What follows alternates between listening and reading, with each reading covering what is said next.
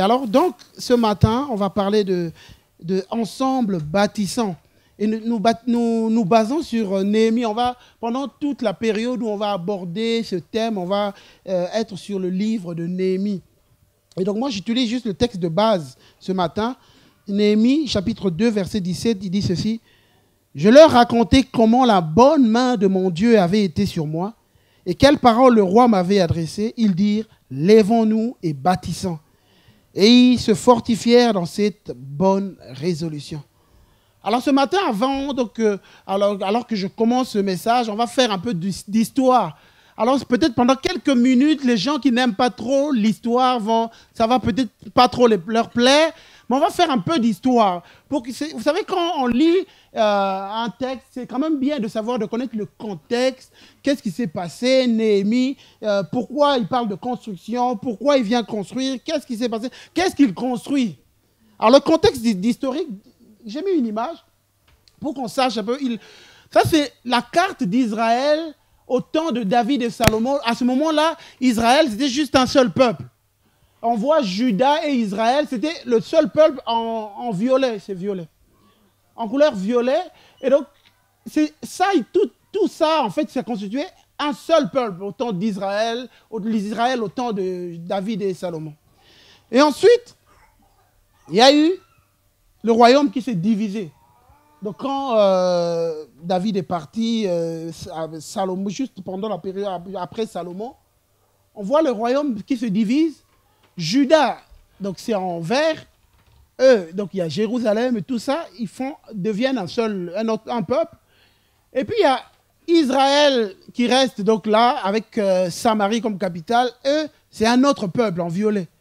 Donc le peuple se divise juste après. Juste après, le peuple se divise. Et quand on regarde l'histoire en fait, de ce qui s'est passé, on se rend compte qu'en l'an 722 avant Jésus-Christ, en fait, les temps se divisaient avant Jésus et après Jésus. Avant Jésus, on voit que ça descend. Donc on part de l'an 720 et puis ça descend. 500, 400, et puis on arrive 0, Jésus, et puis ça remonte jusqu'à 2000 aujourd'hui, après Jésus. Amen. Voilà. Et donc, en 722 avant Jésus-Christ, on voit il y a une déportation. Donc la partie Israël, la partie du nord, le royaume du nord, c'est les Assyriens qui prennent le dessus sur ça. On peut le lire dans 2 Rois, chapitre 17.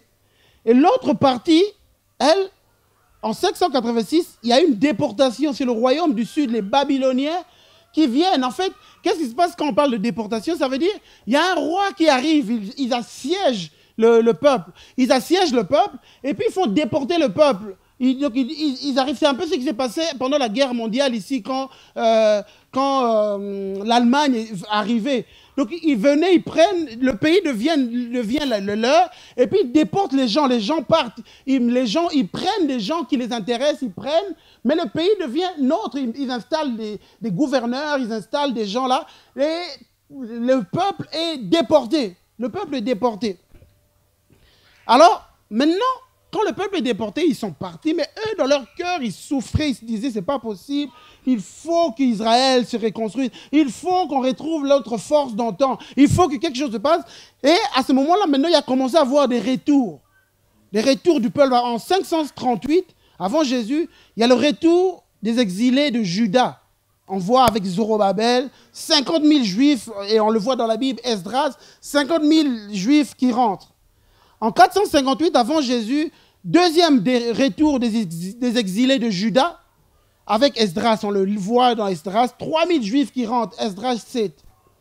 Mais maintenant, ici, le contexte en fait de retour, c'est ce qui s'est passé. Ce qui s'est passé, c'est que l'empire babylonien, là, en fait, je suis en train je m'attarde sur la partie Juda. Juda a été assiégé par Babylone, et puis il y a eu des déportations. Alors, qu'est-ce qui se passe? On voit un moment un roi étranger que Dieu suscite, Cyrus, lui, maintenant qui permet aux populations déportées par les Babyloniens de rentrer dans leur pays. C'est comme ça. Et c'est là où on dit vraiment que c'est Dieu qui contrôle tout. Alors que le peuple est parti, Dieu suscite un étranger. Et on le voit même, lisez dans Ésaïe, vous allez voir un moment, Dieu dit, voilà, j'ai choisi mon serviteur Cyrus. Cyrus, s'il n'est pas juif, il est un roi étranger. Dieu dit, mon serviteur. Et Dieu l'utilise pour que son peuple commence à rentrer. Et c'est à ce moment-là que Dieu commence. Et juste une parenthèse pour vous dire, peu importe les déportations qu'il y a eu dans vos vies, peu importe, sachez que Dieu est en contrôle de tout. Dieu est en contrôle de tout. Et Dieu permet que le peuple commence à rentrer et puis il favorise que les gens rentrent, ils commencent à reconstruire le sanctuaire. Et c'est dans ce cadre-là, dirigé par Dieu, que plusieurs Judéens vont rentrer et ils vont rentrer à Jérusalem, ils vont reconstruire le temple. Ils reconstruisent le temple. Et maintenant, dans le texte qui nous concerne, en 446, entre 446 et 445 avant Jésus, on voit le troisième retour des exilés de Juda avec Néhémie. Néhémie, on le voit, c'est ce qui se passe. Alors, qui était Néhémie? Néhémie, c'est le fils d'Akalia. Ça, c'est ce qu'il est dit dans Néhémie chapitre 1, verset 1. Et puis, en même temps, c'est un juif originaire de la tribu de Juda. Juda, d'où Jésus vient. Descendant de David. David aussi, Juda. Alors, qui était Néhémie? Il était échanson du roi, donc il travaillait chez le roi. Il travaillait, peut-être qu'il y a des gens qui ne savent pas, mais c'est quoi échanson? En fait, un échanson, c'est quelqu'un, un officier, c'était un officier qui travaillait auprès du roi et son rôle était de verser le vin dans le verre du roi. Et donc lui, non seulement qu'il devait verser le vin, mais il devait goûter, il devait vérifier. En fait, donc c'était lui qui avait en fait la mission de veiller que tout ce que le roi boit, c'est pas mauvais, c'est pas empoisonné. C'était vraiment un rôle très important. C'était quelqu'un qui devait être digne de confiance, c'était ça un échanson, c'était ça son travail. Il venait, il veillait, tout ce que le roi devait boire, tout ce qui devait passer à la table du roi, c'était lui qui en était le responsable. Et quand on lit le livre de Néhémie, tout le thème général, tout ce qui est la base, le cœur du livre de Jérémie, c'est la reconstruction des murailles. La reconstruction des murailles. Voilà pourquoi j'ai même mis une image, parce que peut-être quand je parle des murailles, vous ne voyez pas ce que ça veut dire. En fait, à l'époque, tous les pays, aujourd'hui c'est des territoires, c'est des frontières, mais avant, les frontières étaient séparées par des murailles. Chaque pays devait construire des murailles autour de son territoire. Donc, ça veut dire que la Belgique, tout autour de la Belgique, il devait y avoir des murailles qui empêchaient des gens de l'extérieur d'entrer et des gens de l'intérieur, ils savaient où ils sortaient. Donc, c'est ça qui protégeait le pays. Et Israël, après avoir été assiégé par Babylone, par tous les Assyriens, les murailles étaient détruites, il n'y avait plus rien. Et lui, alors quand il est arrivé, c'était ça son but. Le peuple rentre. Ils rentrent, ils sont en train de reconstruire. Mais il faut que les murailles remontent parce que l'ennemi entre comme il veut. L'ennemi vient. Mais maintenant, nous rentrons. Mais il faut que les murailles soient reconstruites. Alors pourquoi étudier sur Néhémie? Pourquoi? Parce que nous voulons bâtir l'œuvre de Dieu ici à Arlon. Parce que notre mission est de bâtir l'œuvre de Dieu ici à Arlon. Pourquoi étudier Néhémie? Parce que nous voulons relever et restaurer la vie des personnes en ruine. Et c'est là, que ce soit à l'intérieur comme à l'extérieur, nous avons comme mission de relever de vie. Nous avons comme mission que les gens où les murailles sont tombées, l'ennemi entre et sort comme il veut, il faut que les murailles se lèvent. Voilà pourquoi nous étudions Néhémie. Voilà pourquoi, alors quand on va parler de ce thème, bâtissant ensemble, il n'y a pas que l'église qu'on va bâtir, il y a nos vies qu'on doit bâtir. Il y a nos vies qu'on doit bâtir. Il y a des choses qu'on doit bâtir en nous. Toutes ces choses-là doivent être bâties. Il y a tellement de choses qui doivent être bâties. On va se baser sur Néhémie. Pourquoi? Étudier Néhémie. Nous voulons bâtir un lieu où le témoignage sera établi.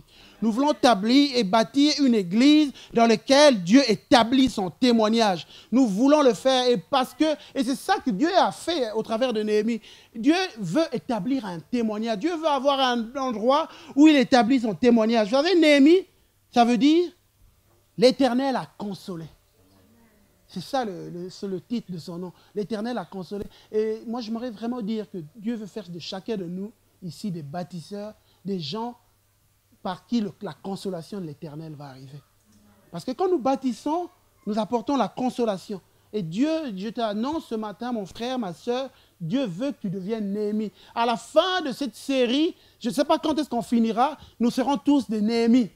Nous serons tous des Néhémies, des bâtisseurs, des gens qui apportent la consolation de Dieu. Alors ce matin, il y aura 3 points dans ma prédication. Comment devenir un bâtisseur? Le premier, la réalisation de notre part dans l'ouvrage. Deuxième point, la réalisation de sa part dans l'ouvrage, la part de Dieu. Et le troisième point, la réalisation de la part des autres dans l'ouvrage. Le premier point, la réalisation de notre part dans l'ouvrage. Néhémie chapitre 1. L'histoire de Néhémie, fils de Hakalia, au mois de Kislev, la 20e année, comme j'étais à Suse, la capitale d'Anani, un de mes frères vint, lui et des hommes de Juda. Je les interrogea sur les Juifs, les réchappés qui étaient demeurés dans le reste de la captivité et sur Jérusalem. Ils me dirent, ceux qui sont demeurés au reste de la captivité, là, dans la province, sont dans une grande misère et dans l'opprobre. Et la muraille de Jérusalem est renversée, ses portes ont été consumées par le feu. Et lorsque j'ai entendu ces paroles, je m'assis, je pleurais.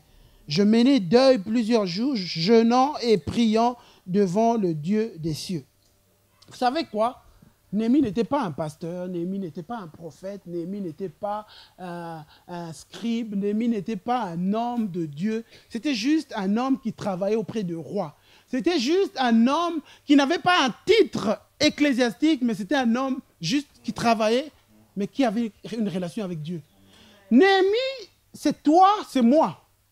Néhémie, c'est toi qui, le matin, se lève, qui va au travail, qui a des soucis des enfants, qui a des soucis ceci. Néhémie, ce n'est pas un homme qui, chaque jour, était dans le contexte religieux, dans les contextes. C'était un homme comme toi et moi.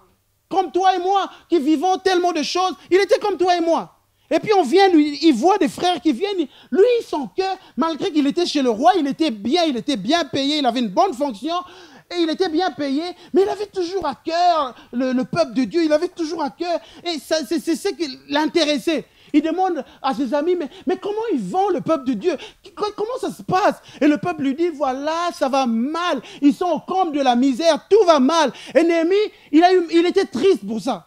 Et il était triste, il s'arrête, alors qu'il est triste, et j'aime ce qu'il fait. Alors qu'il est triste, vous savez, nous, des fois, quand on est triste, et puis on commence à broyer du noir, on dit ça va pas, Seigneur fait quelque chose, mais on reste là dans la tête. Non, lui, qu'est-ce qu'il fait? Néhémie chapitre 1, on le voit, il dit, je jeûnais, je priais devant le Dieu.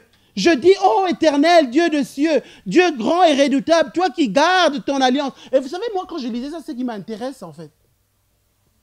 Je me rends compte que Néhémie, quand il s'est arrêté, il a commencé à chercher Dieu. Il a commencé à chercher à connaître qui était vraiment Dieu par rapport au contexte dans lequel il était en train de vivre. Parce que quand on lit, il commence à parler de Dieu. Dieu grand et redoutable, toi qui gardes ton alliance, qui fais miséricorde à ceux qui t'aiment et qui observent tes commandements. Il commence à découvrir le Dieu. Donc il n'a pas fait que prier. Il a fait chercher dans la parole de Dieu le Dieu dont il avait besoin. Qui devrait se révéler dans le contexte dans lequel il avait besoin. C'est un peu pour dire que quand on a un défi qui est face à nous, on a par exemple besoin que Dieu pourvoie pour tes finances. Il ne faut pas juste prier Dieu pourvoit, mais cherche dans la parole de Dieu pour découvrir le Dieu qui pourvoit. Cherche dans la parole de Dieu pour découvrir qui il est vraiment, qu'est-ce qu'il fait, le Dieu qui pourvoit. Et c'est ce que Néhémie fait. Il sait que dans la situation dans laquelle on est, le peuple a péché, j'ai besoin de découvrir ce Dieu-là. Ce Dieu-là qui garde la miséricorde, qui garde son alliance. Parce que Dieu avait fait une alliance avec Abraham, nous sommes le peuple de Dieu, il faut que je cherche ce Dieu-là. Il a commencé à chercher, qui fait miséricorde à ceux qui t'aiment. Il s'approche de Dieu avec une vision correcte de Dieu. Une vision correcte de Dieu. Tu cherches, vous savez, ces jours-ci, moi, j'étais en train de prier par rapport à tellement, on a besoin de voir ce Dieu qui guérit. Et j'étais en train de me dire, il faut que je sache qu'est-ce que la Bible dit sur ce Dieu-là. J'ai pris ma tablette, j'ai une application, j'ai tapé guéri. Et dans la Bible, je voyais plein de versets qui parlent du Dieu qui guérit. Et ce n'est pas possible. Je dis, dès la Genèse, on voit la révélation de ce Dieu. À un moment, on voit Abraham qui va prier pour toute une famille par rapport à la guérison. Dans Exode, on voit ce Dieu qui se révèle comme le Dieu qui guérit. Et j'étais émerveillé, je l'écrivais dans mon truc, dans mon carnet, d'émerveillé de voir ce qu'il était. C'est des choses que je ne connaissais pas toujours. Parce que moi, j'avais appris à prier juste... Seigneur, guéris, si c'est ta volonté, guéris. J'avais appris à le faire. Mais j'ai découvert que Dieu aime, c'est sa nature, c'est sa personne même. C'est dans sa nature qu'il aime guérir. Et quand vous entrez dans l'évangile, les évangiles, moi je dis, les évangiles, c'est un festival de guérison. Un festival. Waouh! Et vous savez, j'ai compté le nombre de fois. Je ne l'ai pas ça ici. J'ai compté le nombre de fois. C'est un festival. Vous savez pourquoi? Parce que Dieu était lui-même sur terre. Était lui-même sur terre et manifestait ce qu'il était. Voilà pourquoi les évangiles, c'est un festival de guérison. Ce n'est pas possible. Vous allez voir, à un moment, on vient voir Jésus. Il faut que Jésus dise, oui, j'irai, je le guérirai. Et puis, mais waouh, lisez les évangiles, vous allez voir. Moi, je viens de les découvrir. J'étais émerveillé. Je me disais, waouh, waouh. Et je l'écrivais. Vous savez, et là, j'étais en train de réaliser, je ne connais pas encore assez Dieu. Nous ne connaissons pas encore assez Dieu. Nous avons besoin, à chaque fois que tu te trouves devant des défis, découvre le Dieu qui affronte ces genres de défis. Découvre sa personne, la qualité qu'il a. Chaque fois, ne prie pas juste. Tu cherches, tu es célibataire, tu cherches un conjoint. Découvre ce Dieu qui pourvoit à ce qu'un couple se mette ensemble. Découvre, tu vas voir dans la Bible qu'il a intervenu. Et ça, alors que tu vas découvrir ces choses, ça va créer quelque chose en toi et tu vas le vivre. Tu vas le vivre. Et c'est ça que Néhémie a commencé à faire. Néhémie a commencé à faire. Donc, avant de commencer à prier Dieu, il a cherché. Il a cherché dans les écrits, il a cherché. Et puis à un moment, on le voit, il continue, il dit que ton oreille soit attentive, que tes yeux soient ouverts. Écoute la prière que ton serviteur t'adresse en ce moment, jour et nuit pour tes serviteurs, les enfants d'Israël, en confessant les péchés des enfants d'Israël, nos péchés contre toi, car moi et la maison de mon père, nous avons péché. Et ça, j'aime. Non seulement que tu découvres qui est Dieu, mais tu apprends à t'humilier. Tu apprends à ne pas te mettre de l'avant devant Dieu. Tu apprends, vous savez, un moment, vous allez voir dans la Bible, dans les évangiles, Jésus, il parlait, il montre un exemple. Il y a des gens deux personnes qui sont venues. Il y a un gars, lui, il arrive et puis il dit à Dieu, Dieu, je te loue parce que je suis un homme bien, je donne l'aumône, je fais ceci. Et toutes ces choses étaient vraies. Toutes ces choses étaient vraies. Et puis il y a un autre qui arrive, qui dit, oh Seigneur, Seigneur, aie miséricorde en moi qui suis pécheur. Et il s'est frappé. Et puis Jésus dit, savez-vous qui est parti de cet endroit en ayant vraiment rencontré Dieu? C'était celui qui s'est frappé la poitrine. Et j'aimerais vraiment dire à chacun d'entre nous, moi je le réalise de plus en plus, vous savez, avec les choses de Dieu, ne serons pas des gens qui croient avec une suffisance. Nous sommes rien, nous ne savons rien, nous avons besoin de lui. Et nous avons constamment besoin de nous jeter à ses pieds, que lui nous fasse grâce. Nous avons constamment besoin. Et alors qu'on vient dans cette mentalité, moi je crois qu'on rencontrera Dieu. Quand on vient dans cette mentalité, on rencontre Dieu. Quand on vient, et cette personne qui est partie, qui a dit que moi je suis cela, lui il est parti, il était sûr de lui, mais il n'a pas rencontré Dieu. Et tellement de chrétiens, on vient avec tellement de suffisance, on fait des choses religieuses, mais on part, on ne rencontre pas Dieu. Mais le but est de rencontrer Dieu. Notre but est de rencontrer Dieu. Je veux qu'il le rencontre. Et c'est ça que Néhémie a fait. Il a rencontré vraiment Dieu. Il est venu. Et puis il dit, nous t'avons offensé. Nous n'avons point observé les commandements, les lois, les ordonnances que tu as prescrits à Moïse. Donc ça veut dire qu'il avait pris le temps de lire. Il avait pris le temps de découvrir que tu as prescrit à ton serviteur. Souviens-toi de cette parole. Où est-ce qu'il a entendu parler de cette parole? Il a pris le temps de chercher. Il n'a pas prié. Il a étudié leurs écrits, parce qu'avant, il y avait des écrits aussi. Il a étudié. Et ce matin, j'aimerais vraiment te supplier, mon frère, alors que tu pries pour quelque chose, prends la Bible aussi, cherche, lis, prie, lis, cherche à découvrir ce que Dieu dit. Souviens-toi de cette parole que tu donnas ordre à Moïse, ton serviteur, de prononcer. Lorsque vous pécherez, je vous disperserai parmi les peuples. Mais si vous revenez à moi, si vous observez mes commandements et les mettez en pratique, alors quand vous seriez exilés, ça c'est ce que Dieu avait déjà dit avant. Et j'aime parce que lui, quand il vient, il commence à rappeler à Dieu ce qu'il avait déjà dit. Et c'est ça que nous on fait quand on prie. Tu commences déjà à rappeler, Seigneur, souviens-toi de ce que tu avais dit. Moi, je lis dans le psaume, tu avais dit ça, ça, ça. Souviens-toi de ce que tu avais dit. Tu avais dit que Christ a tout porté nous concernant. C'est les écrits, j'ai cherché, j'essaie de lire. Seigneur, voici ce que tu avais dit. C'est quelque chose, et il en fait le mien, j'en fais mien. Alors quand vous serez exilés, de là je vous rassemblerai, c'est Dieu qui l'avait dit. Et lui, à partir de ce que Dieu lui-même avait dit, il commence à venir à prier. Je vous ramènerai dans le lieu que j'ai choisi pour y faire résider mon nom. Waouh! Dieu l'avait déjà dit. Mais comment il a découvert? En allant chercher Dieu. En allant, il pouvait, vous savez, quand ses amis sont venus lui dire que ça ne va pas, il pouvait être dans la tristesse se dire ça ne va pas. Et il n'aurait jamais su que Dieu avait dit qu'ils allaient revenir. Mais quand on lui a dit que ça n'allait pas, il est allé chercher Dieu et là il a découvert que Dieu avait déjà dit. Et ce matin, j'aimerais te dire qu'il y a des mauvaises nouvelles qui viennent, il y a des choses qui viennent, mais sache que Dieu avait déjà dit, mais il faut que tu le découvres. Il y a des choses que tu dois découvrir, il y a des choses. Et j'aime parce que quand il commence à prier, il se base sur ce que Dieu avait déjà dit. Dieu avait déjà dit, c'est quelque chose qui est en lui. Et de là, de ce qui, alors qu'il est dans la présence de Dieu, il prie toutes ces choses, il y a quelque chose qui naît dans son cœur. Il y a une vision, il y a une conviction qui naît dans son cœur. À ce moment-là, la vision de bâtir l'œuvre de Dieu est montée dans son cœur. C'était un gars qui travaillait, qui était bien payé là où il était. Il pouvait rester, mais une vision est née alors qu'il allait prier. Quelque chose est né dans son cœur. Et puis il commence maintenant à prier. Ah Seigneur, que ton oreille soit attentive à la prière de ton serviteur et à la prière de tes serviteurs qui veulent craindre ton nom. Donne aujourd'hui du succès à ton serviteur. C'est marrant parce qu'il commence déjà à voir ce qu'il va commencer à faire.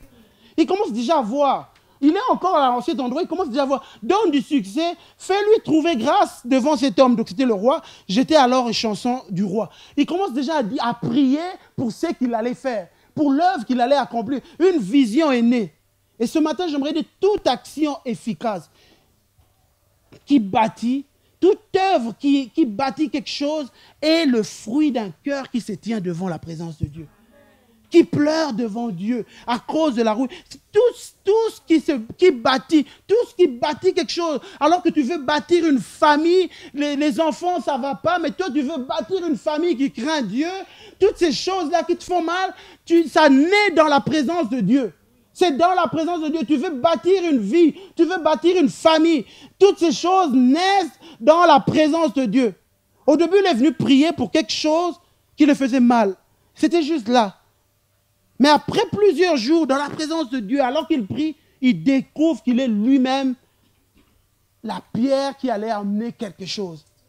Il découvre lui-même que quelque chose était détruit. Les murailles étaient détruites, mais Dieu fait de moi une pierre pour bâtir cette muraille. Nous voyons que quand on a une révélation avec Dieu, que quand tu t'approches de lui, il te donne une révélation de qui il est. Et ensuite, cette révélation de qui il est te permet de voir qui tu es pour son œuvre. Qui tu es. Dieu, tu arrives, tu t'approches de Dieu, Dieu se révèle à toi. Il se révèle à toi, il te montre qui il est. Et ensuite, cette révélation te permet de découvrir qui tu es. C'est comme si nous découvrons au travers de ce que lui est. De ce que lui est. Et alors, c'est ça, moi, c'est pendant que je le disais, Dieu me disait, c'est ça, adorer Dieu en esprit et en vérité. En esprit et en vérité. Ça veut dire que tu découvres Dieu dans la vérité, dans ce qu'il est, et lui, maintenant, te permet de découvrir qui tu es vraiment devant lui. Vous savez, vous allez comprendre. Dans Matthieu chapitre 16, à un moment, il est dit, Jésus étant arrivé dans le territoire de Césarée de Philippe, demanda à ses disciples, qui dit-on que je suis, moi le Fils de l'homme? C'est comme s'il dit, mais quelle est la vision que les gens ont de moi? Quelle est la vision exactement que les gens ont de moi? Comment est-ce que les gens la considèrent? Qu'est-ce qu'ils ont en fait? Quelle est la révélation qu'ils ont reçue sur moi? Alors maintenant, les disciples ont commencé à dire, les uns disent que tu es Jean-Baptiste, les autres disent que tu es Élie, les autres disent que tu es Jérémie. ou l'un des prophètes. Ça, c'est un peu... Les gens pensent toutes sortes de choses sur Jésus. Ils disent qu'il est ceci, il est cela, il est ceci. Et Jésus leur dit, et vous, leur dit-il, qui dites-vous que je suis? Et puis j'aime bien Simon, Pierre répondit, tu es le Christ, le Fils du Dieu vivant. Jésus, reprenant la parole, lui dit, tu es heureux, Simon, fils de Jonas, car ce ne sont pas la chair et le sang qui t'ont révélé cela, mais c'est mon Père qui est dans les cieux. Ça veut dire, c'est la révélation de Dieu. Alors que tu as un cœur pour Dieu, Dieu te révèle, il te révèle qui je suis vraiment. Cette révélation, Pierre, que tu as, ça vient de moi. Ça vient de moi alors que tu as un cœur pour moi, il y a quelque chose qui vient de moi. Et maintenant, voici ce qui va suivre. Quand Pierre, comme je disais tout à l'heure, quand on découvre qui il est vraiment, Pierre déclare ce que Jésus est. Il est le Christ, le Fils du Dieu vivant. Jésus dit, c'est vrai ce que tu dis. Ce que tu dis, c'est vrai. Ce n'est pas faux. Et je peux même te dire que c'est vrai parce que je crois que c'est pas, tu l'as découvert de toi-même. Ça ne vient pas de toi-même parce que cette vérité-là, tout le monde ne la connaît pas. C'est vraiment vrai ce que tu dis. Je suis le Christ, le Fils du Dieu vivant. Et mais voici parce que tu connais maintenant qui je suis. Maintenant, voici parce que tu as une révélation correcte de qui je suis. Voici ce que je dis sur toi. Et moi, je dis que tu es Pierre. Toi, tu as dit ce que moi je suis. Tu as reçu la révélation de qui je suis. Et moi, voici maintenant, moi, je te dis ce que tu es.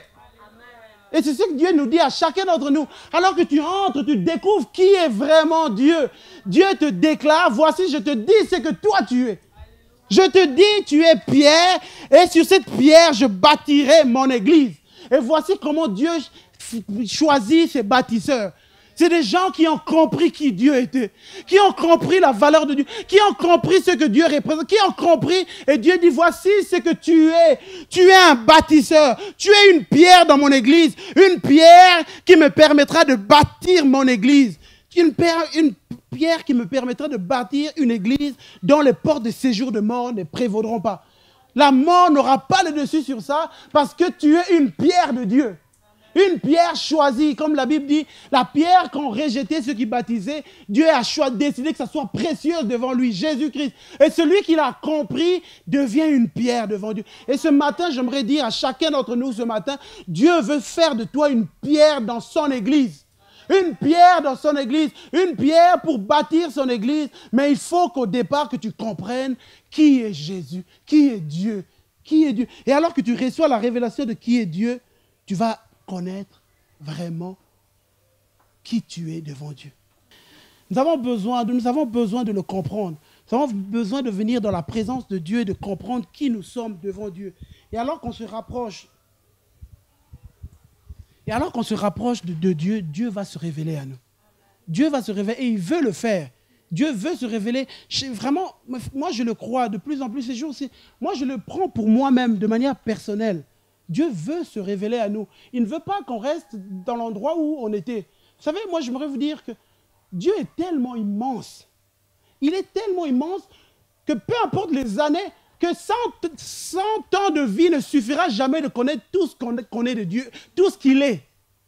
Donc, ça veut dire que si ça fait 50 ans que tu es converti, ne t'enorgueillis pas parce que ce que tu connais de Dieu est si peu par rapport à ce qu'il est. Et voilà pourquoi on a besoin de la révélation, de la sainte révélation de Dieu dans nos vies. On a besoin que Dieu se révèle à nous. On a besoin de voir qui il est. Et alors qu'on voit qui il est, on va découvrir qui nous sommes devant lui.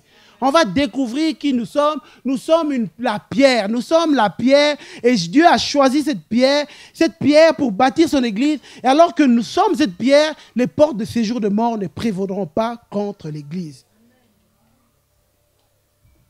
Et le même Pierre, après avoir reçu cette révélation, voici ce qu'il va dire. 1 Pierre chapitre 2, verset 4. Approchez-vous de lui, pierre vivante, donc Jésus, rejetée par les hommes, mais choisie et précieuse devant Dieu. Donc ça, c'est Jésus. Donc il avait compris que Jésus était la pierre précieuse, rejetée. Et vous-même, comme des pierres vivantes, édifiez-vous pour former une maison spirituelle, un saint sacerdoce, afin d'offrir des victimes spirituelles agréables à Dieu par Jésus-Christ. Ce matin, mon frère, ma soeur, Dieu veut, face à tes défis, face à telle chose, cherche la révélation de Dieu. Et alors que tu vas trouver la révélation de Dieu, Dieu te permettra de bâtir des choses. Il te permettra de bâtir des choses dans ta famille. Il te permettra de bâtir. Tu deviendras la pièce que Dieu va utiliser pour bâtir des choses, pour bâtir tes enfants, pour bâtir ta famille, pour bâtir l'église. Tu deviendras la pierre pour bâtir des choses. Est-ce que tu le veux ce matin? Est-ce que tu le veux ce matin? Et deuxième point, la réalisation de sa part dans l'ouvrage, la part de Dieu. Proverbe chapitre 21, verset 1, il est dit, « Le cœur du roi est un courant d'eau dans la main de l'Éternel. Il l'incline partout où il veut. » Et Proverbe 16 dit aussi, « Quand l'Éternel approuve les voies d'un homme, il dispose favorablement à son égard, même les ennemis. » Néhémie avait bien compris que sans l'appui du roi, il lui était impossible d'aller réparer Jérusalem. Il savait que Dieu, cette vision vient de Dieu, je l'ai reçue, mais j'ai besoin de l'appui du roi. Mais avant que le roi m'appuie, j'ai besoin que le roi de roi lui-même m'appuie. Parce que quand le roi de roi lui-même m'appuie, c'est lui qui va incliner le cœur du roi. C'est lui qui va disposer des cœurs des gens. C'est lui qui va tout faire. Vous savez, quand on a décidé d'acquérir la nouvelle salle, il y a eu tellement de combats, on ne comprenait pas, les portes se refermaient, tellement de choses, on ne comprenait pas les choses. Mais vous savez, de plus en plus, moi je réalise que c'est l'œuvre de Dieu. C'est l'œuvre de Dieu et c'est lui-même qui s'en occupe. Et Dieu s'en est occupé, il a fait que les choses, les portes semblaient se fermer, mais puis finalement, ça commence à se débloquer. Aujourd'hui, la salle est en train d'être bâtie et dans quelques semaines, on va y entrer. Parce que Dieu est à l'œuvre, il est lui-même, il incline le cœur des uns, et c'est lui-même qui s'en occupe. Et c'est ce que Néhémie va faire, il va demander la grâce à Dieu, que Dieu accomplisse des choses. Et puis, vous voyez, dans chapitre 2, il est dit, le roi me dit, pourquoi as-tu mauvais visage? Tu n'es pourtant pas malade. Ce n'est peut-être qu'un chagrin de cœur. Je fus saisi d'une grande crainte. J'ai répondu au roi, que le roi vive éternellement. Et il était surpris, il s'est dit, waouh, le roi a vu que j'étais un peu triste. Parce qu'il avait, en fait, ici, qu'est-ce qui se passe? Néhémie, il avait ça à cœur. Il avait déjà reçu la vision que Dieu voulait rebâtir. Il était sûr que Dieu allait rebâtir.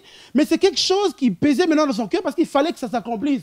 Et là, le jour était en train de passer. Il était encore là, en train de servir. Mais son cœur, il savait qu'il devait y aller. Et donc, il y avait un poids dans son cœur. Vous savez, c'est comme quand tu sais que tu dois accomplir quelque chose, mais le moment n'arrive pas encore. Il y a quelque chose qui pesait dans son cœur. Et le roi a vu. Le roi a vu que non, il ne semblait pas très bien. Il avait un mauvais visage. Et puis, lui, maintenant, il répond, il dit, mais comment n'aurais-je pas un mauvais visage lorsque la ville où sont les sépulcres de mes pères est détruite, que ses portes sont consumées par le feu? Et le roi me dit, que demandes-tu? Waouh! Qu'est-ce que tu me demandes? Qu'est-ce que tu veux que je fasse? Je priai le Dieu des cieux et je répondis au roi. Donc, il a prié dans son cœur, Seigneur. Et puis, il dit, quand le roi lui dit, qu'est-ce que tu veux que je fasse pour toi? Imaginez un peu, vous arrivez devant quelqu'un d'important, vous ne vous y attendez pas et puis vous dites, qu'est-ce que tu veux que je fasse pour toi? Qu'est-ce que tu vas donner comme réponse? Il faut vraiment bien réfléchir parce que peut-être c'est la seule chance que tu as. Peut-être c'est la seule chance que tu as qu'on fasse tellement une grande chose pour toi. Et donc, du coup, lui, il a prié, Seigneur, inspire-moi, qu'est-ce que je dois dire? Parce que peut-être que c'était la seule occasion qu'on lui donnait. Alors il dit au roi, si le roi le trouve bon, si ton serviteur lui est agréable, envoie-moi en Juda, vers la ville de sépulcre de mes pères, parce qu'il savait qu'il ne pouvait pas y aller sans la permission du roi. Envoie-moi pour que je la bâtisse. Il y a une vision dans mon cœur, mais je sais que je dois être soumise aux autorités. Il y a des choses que je dois respecter. Mais Seigneur, en ce moment, inspire-moi. Donc Dieu maintenant commence à ouvrir les portes. Le roi, auprès duquel la reine était assise, me dit, combien ton voyage durera-t-il? Et quand seras-tu de retour? Il plut au roi de me laisser partir. Je lui fixa un temps. Il dit, voilà, je pars jusqu'à telle date. Puis je dis au roi, si le roi le trouve bon, qu'on me donne des lettres pour les gouverneurs de l'autre côté du fleuve, afin qu'ils me laissent passer et entrer en Juda. Le roi me donna ces lettres, car la bonne main de mon Dieu était sur moi. Car la bonne main de mon Dieu. Vous savez, avec la sagesse humaine, la sagesse... À un moment, Dieu l'inspire une sagesse, poussé par ça, il demande des choses, des autorisations, parce qu'il savait qu'il avait besoin de ces autorisations pour circuler, pour faire le tour de tout Israël. Il avait besoin de toutes ces autorisations. Donc, pour faire l'œuvre dont il avait besoin, il avait besoin d'autorisation. C'est de la même manière que pour bâtir, reconstruire, rebâtir quelque chose ici sur terre, même si c'est l'œuvre de Dieu, on a besoin d'autorisation. On a besoin d'autorisation, on a besoin qu'une entreprise vienne pour faire ceci. On a besoin, mais nous, on veut le faire dans les règles. Et c'est ça, Néhémie, il veut le faire dans les règles. Il veut le faire dans les règles, il demande les autorisations nécessaires. Il ne le fait pas en cachette, il ne fait pas des choses sales, cachées, mais il fait des choses dans les règles. Et quand tu fais dans les choses, dans les règles, Dieu va disposer les choses. Et c'est pour ça, en tant qu'Église, tout ce qu'on veut faire, on veut le faire dans les règles. On les fait dans les règles, on fait comme il se doit. Dieu, lui, il va s'occuper du reste. C'est sa part. Et ce qui est assez intéressant ici, quand Dieu intervient, Dieu fait même au-delà de ce que Néhémie pensait. Au-delà de ce qu'il pensait, comme il est dit dans Éphésiens 3. Or, à celui qui peut faire par la puissance qui agit en nous, infiniment au-delà de tout ce que nous demandons ou pensons. Pourquoi Dieu fait au-delà? Moi, je suis en train de me demander, pourquoi Dieu fait au-delà? Parce que ce que nous avons accompli pour lui est plus grand que nous. Il est plus grand que ce que nous pensons. Vous savez, nous, on peut demander quelque chose, on demande quelque chose, parce que nous, on voit les choses d'une certaine manière, mais Dieu voit encore plus grand, et c'est pour ça qu'il donne au-delà. Parce que dans le au-delà qu'il donne, il sait qu'on en aura besoin. Et ici, par exemple, quand Dieu donne au-delà, le roi, non seulement qu'il lui donne les lettres, mais il lui donne aussi des soldats qui allaient l'accompagner des gens. Il lui donne des soldats. Donc Néhémie, il part. Mais pourquoi Dieu lui a donné des soldats? Parce qu'il y avait des ennemis. Il y avait des gens qui allaient être contre lui. Mais Dieu savait, Néhémie ne savait pas. Et c'est pour ça que Dieu donne au-delà. Il donne au-delà. Mais le problème, c'est qu'il faut venir faire le premier point. Venir vers ce Dieu-là qui donne au-delà. Découvrir ce Dieu-là. Venir vers lui. Alors que quand on vient vers lui, il donne au-delà. Vous savez, quand Jésus montrait aux gens, quand les disciples sont venus vers lui, il dit, Seigneur, apprends-nous à prier. Et puis Jésus va leur dire, écoutez, quand vous priez, dites, notre Père qui est aux cieux. Premièrement, il est un Père, mais il n'est pas seulement un Père, mais il est un Père qui est dans les cieux. Ça veut dire qu'il est un Père qui est au-dessus de tout. Au-dessus de nos défis, au-dessus de nos problèmes, au-dessus de nos questions. Il est un Père qui est au-dessus de tout. Nous tous ici, on a eu des pères, mais ce père-là était limité. Il ne pouvait pas tout faire pour nous. Mais lui, c'est un Père qui est au-dessus des cieux. Il est au-dessus de tout. Donc l'œuvre que on a accomplie, c'est tellement grand qu'on a besoin de l'intervention du Dieu qui est au-dessus de tout. Les défis qu'on a à affronter dans nos vies, c'est tellement énorme qu'on a besoin du Dieu qui est au-dessus de tout. Les choses dans nos vies sont tellement énormes qu'on a besoin du Dieu qui est au-dessus de tout. Voilà pourquoi on a besoin.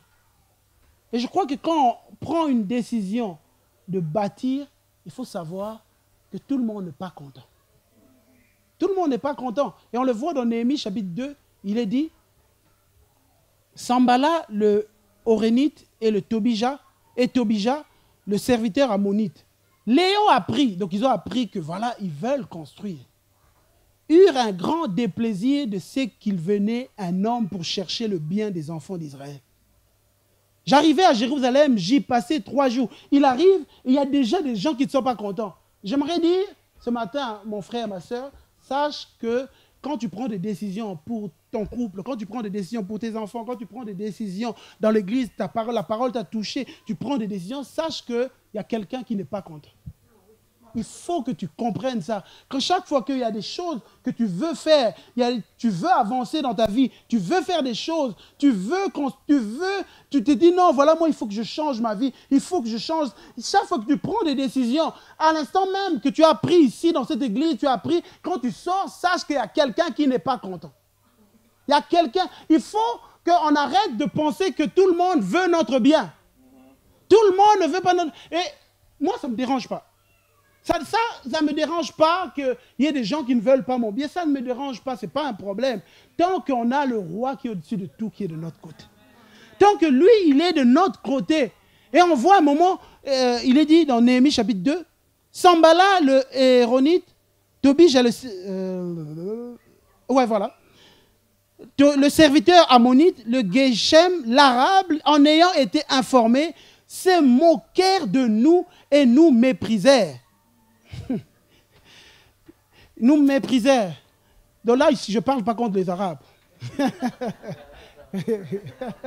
Non, parce que je vois ils rient. En ayant été informés, se moquèrent de nous et nous méprisèrent. Ils dirent, que faites-vous là?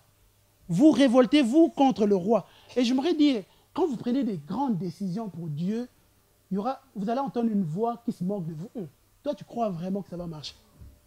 Toi, tu crois vraiment? Tu prends une décision, tu dis, voilà, il faut que les choses, il faut que Dieu, tu prends des décisions, des belles décisions, tu prends des bonnes décisions, tu entends une voix qui a des moqueries. Là, ça, c'est le diable qui commence à se moquer. Il dit, que faites-vous là? Et c'est ça que la voix que tu es en train d'entendre. Toi, tu penses que ça vient de toi, c'est la voix de l'ennemi qui te dit, mais qu'est-ce que tu fais là? Ça ne marchera pas. Mais toi, tu crois que tu es qui, au fait? Mais regarde tout ce que tu fais. D'ailleurs, la semaine passée, tu t'es fâché contre ceci. D'ailleurs, la semaine passée, tu as fait ceci. Et tu penses que Dieu va vraiment agir dans ta vie. Et c'est ça, c'est les voix de l'ennemi. J'aimerais dire à chacun d'entre nous, nous avons tous des défauts. Tant que nous avons décidé de changer, d'avancer, ne regarde pas à tes failles. Regarde à tes choix et avance. Regarde à tes choix, ne regarde pas à tes failles. Je fais ceci, je pense que parce que j'ai fait ceci, Dieu ne va pas m'écouter. Non, non, non, non, non. Regarde juste à tes choix aujourd'hui. Moi, vous savez pourquoi j'aime Dieu? Moi, j'aime Dieu parce qu'il part avec moi toujours dans le présent. Moi, j'aime Dieu parce que chaque fois que Dieu me dit quelque chose, c'est pour commencer à l'endroit où je suis, dans le présent, au moment où je suis. Peu importe ce qui s'est passé hier. Donc, même si l'ennemi se moque. Et puis, j'aime, alors, quand l'ennemi se moque, et voici ce que lui va faire. Et je leur fis cette réponse. Voici, lui maintenant il répond. Le Dieu des cieux nous donnera le succès. Le Dieu qui est au-dessus des cieux. Alors que l'ennemi vient se moquer de toi, ça n'ira pas. D'ailleurs, le problème est trop grand. Mais moi, je dis, le Dieu des cieux, lui, il est au-dessus de tout. Il nous donnera du succès. Nous, ses serviteurs, nous nous lèverons et nous bâtirons. Mais vous n'aurez pas, mais vous n'avez ni part, ni droit, ni souvenir dans Jérusalem. Donc, il n'y a même pas ta part. Toi qui te moques de moi, il n'y a pas ta part, il n'y a rien. Moi, je sais que le Dieu qui est au-dessus, il est plus grand que moi, parce qu'il est au-dessus de tout, il est élevé souverainement au-dessus de tout. Lui, il aura le dernier mot. Il aura le dernier mot. Même si toi, tu viens me dire que ça n'ira pas, tu viens m'insuffler des paroles, tu viens, moi, je ferme cette porte-là, je déclare. Quand tu veux bâtir quelque chose pour Dieu, l'ennemi viendra toujours pour se moquer de toi. Tu veux bâtir une église, tu veux bâtir une famille, tu veux bâtir une vie stable, tu veux bâtir une vie de miracle, une vie où Dieu intervient, l'ennemi viendra toujours se moquer de toi. En te disant comment tu peux oser, mais toi déclare-lui que le Dieu des cieux te donnera succès. Que le Dieu qui est au-dessus de tout te donnera succès. Et dernier point, la réalisation de la part des autres dans l'ouvrage. Vous savez, la vision, ça se communique. Ce que j'aime bien dans Néhémie chapitre 2, j'arrivais à Jérusalem, j'y passais 3 jours. Après quoi, je me levais pendant la nuit avec quelques hommes, sans avoir dit à personne ce que mon Dieu m'avait dit, m'avait mis à cœur de faire pour Jérusalem. Il n'y avait avec moi d'autres bêtes de somme que ma propre monture. Je sortis de nuit par la porte de la vallée et je me dirigeais contre la source du dragon et vers la porte du fumier, considérant les murailles en ruine de Jérusalem et réfléchissant à ces portes et consumées par le feu. Je leur dis alors, vous voyez le malheur état où nous sommes, Jérusalem est détruite et ses portes sont consumées par le feu. Venez, rebâtissons la muraille de Jérusalem et nous ne serons plus dans l'opprobre. Je leur ai raconté comment la bonne main de l'Éternel avait été sur moi et quelles paroles le roi m'avait adressées. Ils dirent, lèvons-nous, bâtissons, et ils se fortifièrent avec cette résolution. Vous savez, souvent, nous les hommes, quand on a reçu quelque chose de Dieu, on a une tendance de mépriser ceux qui n'ont pas reçu quelque chose de Dieu. Quand on est convaincu que Dieu nous a dit quelque chose, on a tendance à dire, moi, je suis profond, les autres, vraiment, ils n'ont pas cette profondeur. Les autres, ce n'est pas possible. Ça, c'est l'être humain. On a toujours tendance à faire ça. savez, quelqu'un qui a un esprit d'un bâtisseur, même si les autres n'ont pas ce que lui, il a reçu, il ne les méprise pas. Il ne les méprise pas, il n'a pas... Mais qu'est-ce qu'il fait? Il communique la vision. C'est quelqu'un qui a compris que même si les autres n'ont pas ce que j'ai, je n'ai pas de mépris pour eux. Mais moi, Dieu va m'utiliser, je vais les emmener là où moi, Dieu m'a mis. Je vais leur communiquer. Mais et puis, ça dépend de la manière dont tu communiques.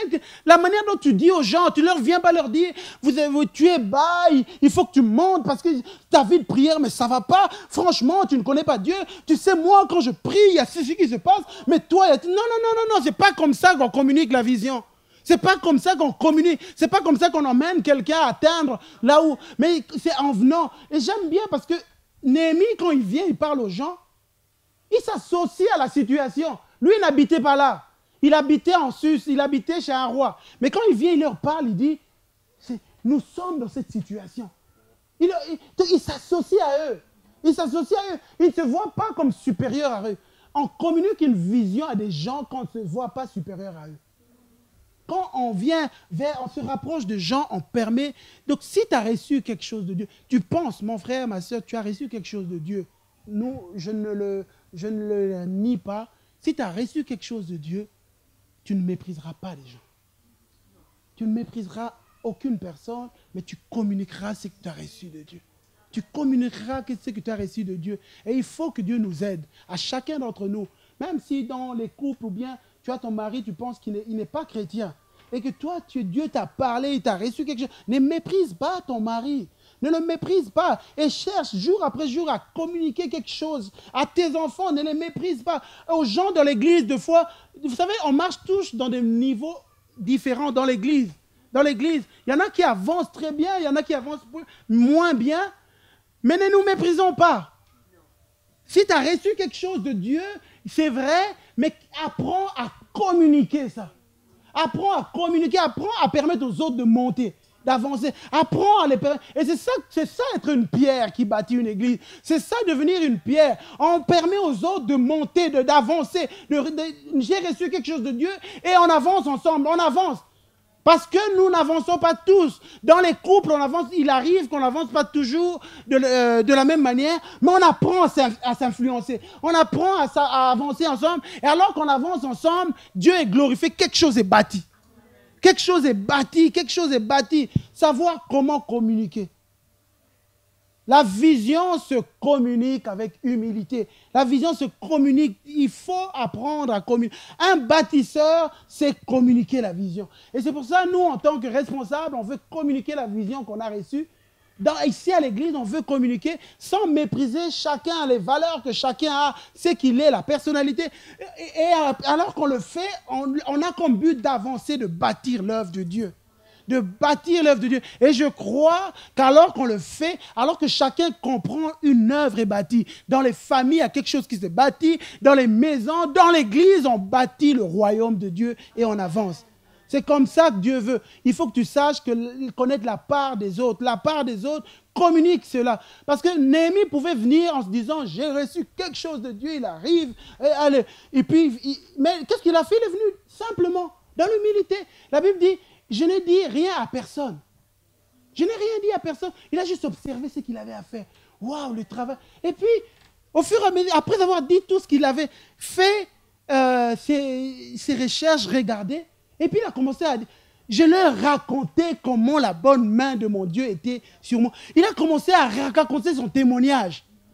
Ça veut dire, tu arrives à un endroit, tu arrives, tu es dans l'église, dans la famille, tu commences à exprimer mon témoignage. Voici ce que Dieu a fait. Il commence à exprimer, il parle de son témoignage. J'aime. Parce qu'il ne leur dit pas, voilà, Dieu m'a dit ça, alors on va bâtir. Non, non, non. Il parle de son témoignage. Écoutez, maintenant, c'est les autres maintenant qui parlent. Il dit, les autres, lèvons-nous et bâtissons. Ce n'est pas lui.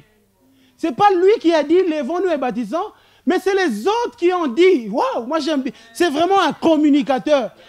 Ça sort de leur bouche. Ce n'est pas lui qui leur dit, lèvons. C'est les autres, après avoir entendu la main de Dieu, ils disent, lèvons-nous et bâtissons. Ça vient des autres, ça ne vient pas de moi. Et puis, il s'est fortifié de cette bonne résolution. Ça sortit de leur bouche. Ça, c'est un bâtisseur qui communique quelque chose de Dieu.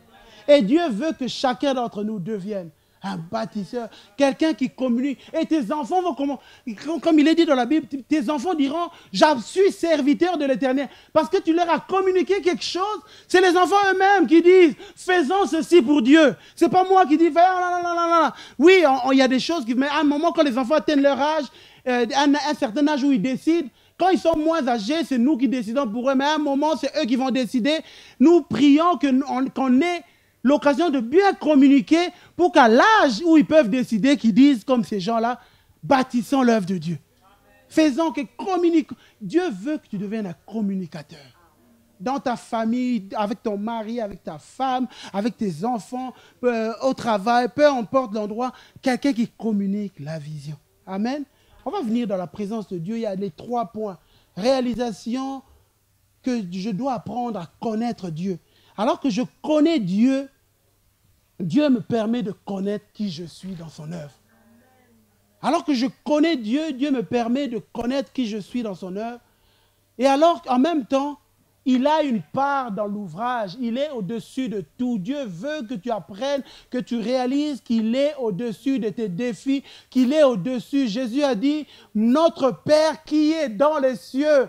Il n'est pas comme n'importe quel père. Les pères ici-bas ont des limites. Ils ne peuvent rien faire pour nous. Mais le Père qui est aux cieux peut tout pour nous. Il est au-dessus de tout. Il peut tout et il arrivera à faire. Mais Dieu veut qu'il se révèle à toi. Et en même temps, je veux apprendre à communiquer, Seigneur. Ce matin, si tu te retrouves dans un endroit ici de mes 3 points, tu te retrouves un endroit où tu veux crier à Dieu, Seigneur, je veux une révélation nouvelle de toi. Face à mes défis, je veux une révélation.